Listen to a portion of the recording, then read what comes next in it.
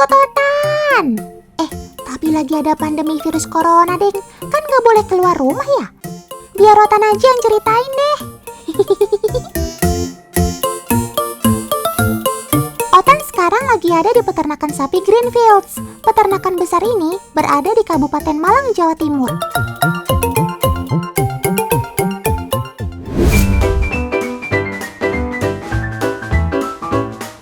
Ayo sob, bangun-bangun. Sekarang waktunya minum cucu.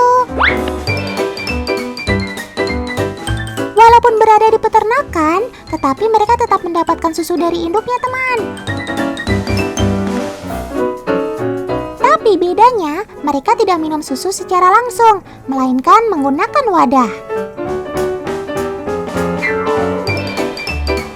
Bayi-bayi sapi ini minum susu 3 kali sehari, teman. Jadwal mereka minum susu adalah pagi, siang, dan malam hari. Otan juga mau susu dong, Paman, biar sehat kayak bayi-bayi sapi ini.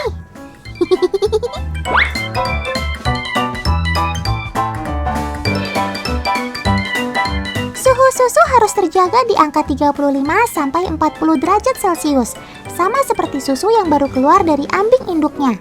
Oh iya, sekali minum susu, Sobat Otan ini bisa menghabiskan 3 liter loh. Cakep!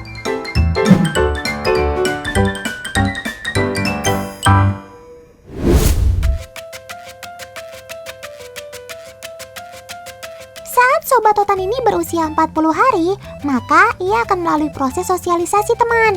Mereka akan dikenalkan dengan sesamanya yang hampir seumuran. Sosialisasi dimulai dari 2 anak sapi terlebih dahulu.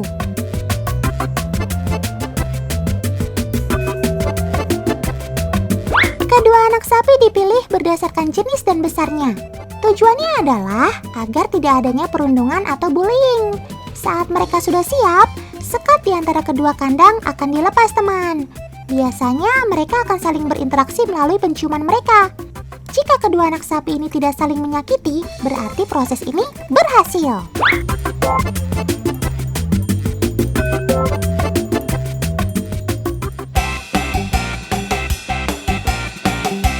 Setelah berumur 60 hari, anak-anak sapi ini akan kembali bersosialisasi dalam jumlah koloni yang lebih besar, teman. Kali ini mereka akan ditempatkan dalam satu kandang yang berisi 15 sapi. Pada dasarnya, sapi adalah hewan yang senang berkumpul. Mereka akan lebih merasa nyaman dan aman jika berada di dalam kelompoknya.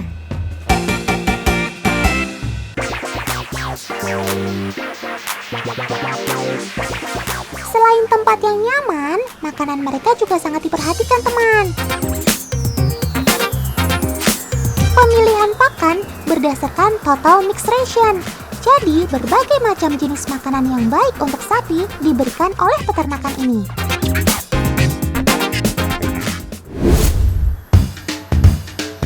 Teman, sapi yang telah melahirkan akan langsung dapat menghasilkan susu. Saat waktu pemerahan tiba, sapi-sapi ini dengan sendirinya akan berjalan menuju lokasi pemerahan. Sapi memiliki daya ingat yang sangat baik, teman. Mereka bisa mengingat apapun, salah satunya jalan menuju pemerahan. Stop! Itu ada tangga, sob. Memangnya kalian bisa turun?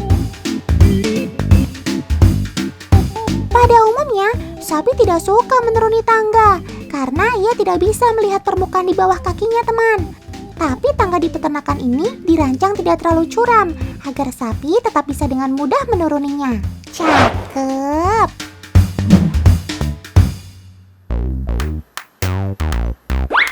Sebelum sapi masuk ke proses pemerahan, mereka akan disemprot secara otomatis, teman. Air yang digunakan untuk menyemprot adalah air dingin.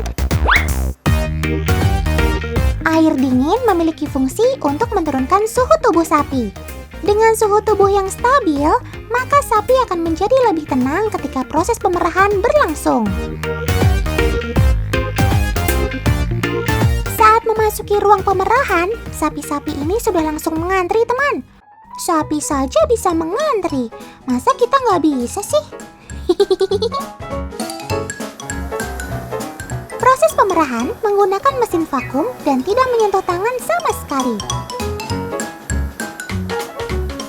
proses pemerahan, sapi-sapi ini terlihat tenang dan tidak gelisah, teman. Ada yang tahu kenapa? Hal ini dikarenakan proses vakum atau penghisapan yang terjaga, yaitu di angka 10 kPa. Angka tersebut sama jika anak sapi langsung menyusui pada induknya.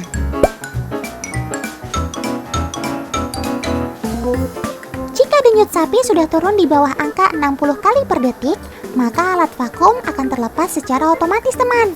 Jadi selama proses ini tidak ada sama sekali yang tersakiti. Proses pemerahan merupakan proses yang menyenangkan bagi induk sapi loh. Jika susu mereka tidak diperah, maka mereka akan merasakan sakit pada ambingnya. Oh iya teman, sapi sudah bisa mulai laktasi sejak umur 2-10 tahun. Laktasi adalah proses produksi susu akibat hormon yang disebut oksitosin setelah melahirkan. Masa laktasi sapi setelah melahirkan adalah 305 hari. Sebelum balik ke kandang, sapi-sapi ini akan kembali disemprot dengan air dingin, teman. Tujuannya sama, yaitu menjadi lebih santai setelah proses pemerahan. Sob, kalian sudah tahu kandang masing-masing kan? Jangan sampai salah ya.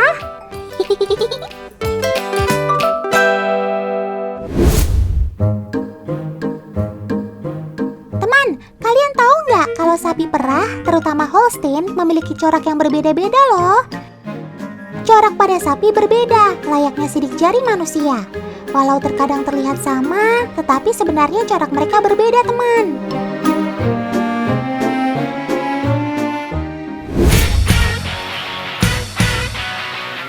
Susu segar yang dihasilkan Sobat Totan tadi kemudian dibawa menggunakan mobil pendingin khusus, teman.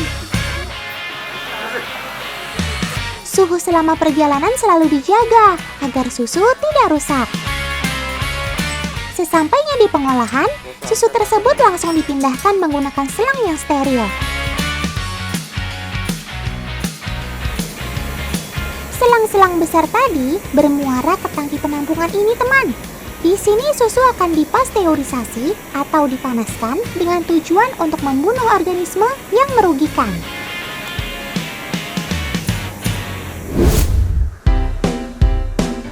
Sebelum diedarkan ke masyarakat, susu harus dicek kualitasnya terlebih dahulu, teman. Susu yang baik adalah yang bau dan rasanya tidak berubah. Pastikan susu yang kalian minum kualitasnya masih terjaga ya, teman.